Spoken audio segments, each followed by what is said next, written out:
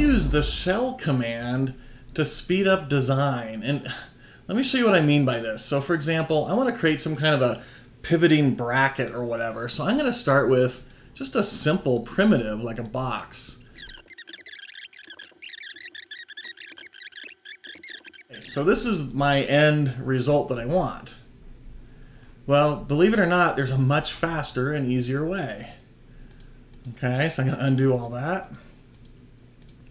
Instead of using a sketch, I'm going to use the shell command.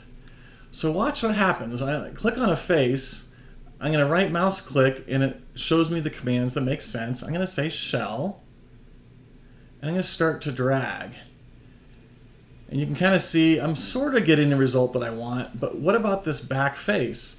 Well, you can actually continue to add other faces into your selection.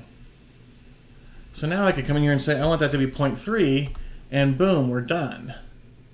Okay, I didn't have to draw a profile. They're all equal wall thicknesses, etc.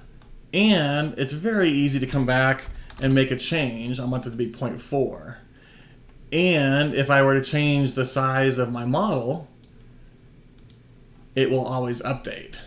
So that shell command is actually quite useful. And you can select more than just one face to look in.